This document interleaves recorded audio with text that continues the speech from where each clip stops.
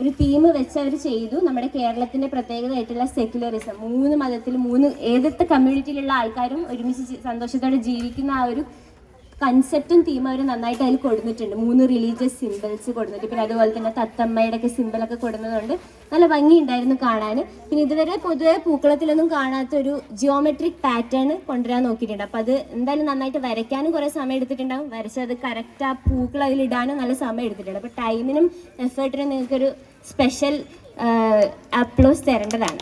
Block 2 നല്ല ഒരു effort കാണുന്നുണ്ട്. പിന്നെ ബ്ലോക്ക് 3 വരുമ്പോൾ കാണാൻ നല്ല എസ്തെറ്റിക്കലി പ്ലീസിങ് ആണ്, നല്ല വലുപ്പവും ഇതൊക്കെ ഉണ്ട്. പക്ഷെ സിമ്പിളാണ് എന്ന് വെച്ചാൽ ഭയങ്കര സിമ്പിളായിപ്പോയി. ഒരു സിമ്പിൾ ബട്ട് പെർഫെക്റ്റ്, ഭയങ്കര പെർഫെക്ഷനും ഉണ്ട്, സിമ്പിളാണ്.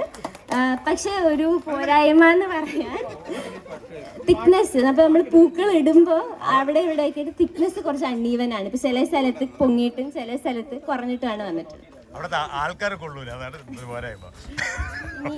ബ്ലോക്ക് 4 വരുമ്പോൾ ഒരു യുണീക്ക് പാറ്റേൺ ആണ്. അതാണ് നമ്മൾ ആദ്യം ശ്രദ്ധിച്ചത്. ഭയങ്കര യുണീക്ക് ആയിട്ടുള്ള ഒരു പാറ്റേൺ ആണ്. ഇതുവരെ നമ്മൾ ശ്രദ്ധിക്കാത്തൊരു വേവി പാറ്റേൺ ഒക്കെ കൊടുത്തിട്ടുണ്ട്.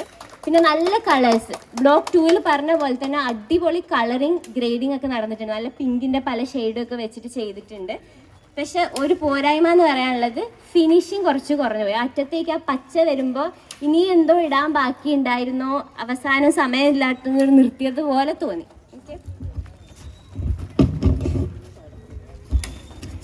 അടുത്തത് ബ്ലോക്ക് 5.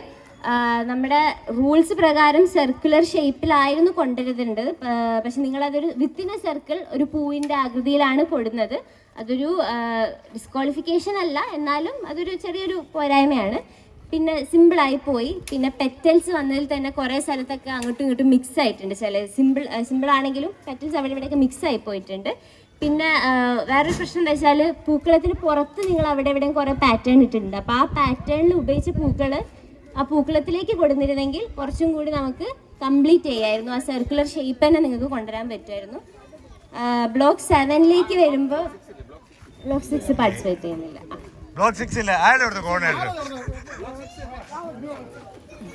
ഓക്കെ, അവസാനം ബ്ലോക്ക് 7 വരുമ്പോൾ വീണ്ടും ബ്ലോക്ക് 2 ബ്ലോക്ക് 4 ഒക്കെ പറഞ്ഞ പോലെ തന്നെ ഭയങ്കര നല്ല കളർ ഗ്രേഡിങ് ഉണ്ടായിരുന്നു. പക്ഷെ സിമ്പിൾ പാറ്റേൺ ആണ്, പക്ഷെ കളർ ഗ്രേഡിങ് നന്നായിട്ട് വന്നിട്ടുണ്ട്.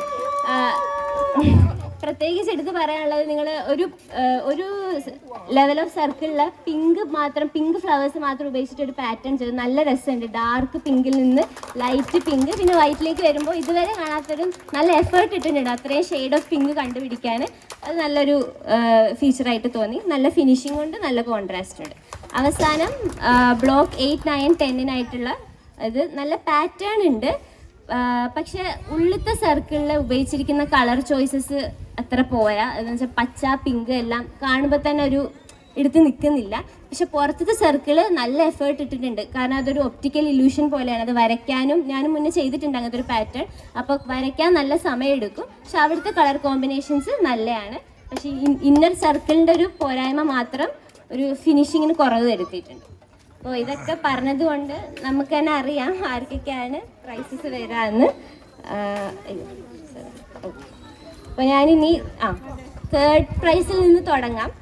3rd പ്രൈസ് ഗോസ് ടു, ഞാൻ വലിയ സർപ്രൈസ് ഒന്നും തരുന്നില്ല, block 4.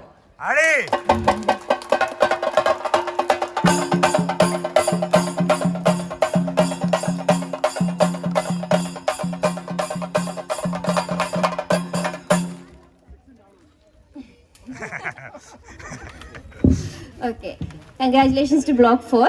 Ini second prize goes to block 7.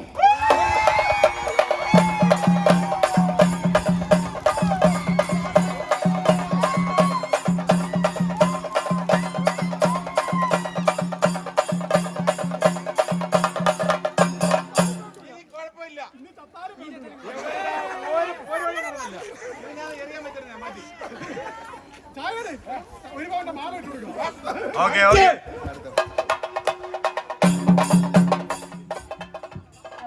ഫ്രണ്ട്സിട്ടൊന്നല്ല നിങ്ങൾക്ക് ബ്ലോക്ക് സെക്കൻഡ് പ്രൈസ് തന്നത്. വേറൊരു വെർത്തി ആയിട്ടുള്ള വിന്നർ ഉണ്ട്. അപ്പോൾ first prize goes to block 2.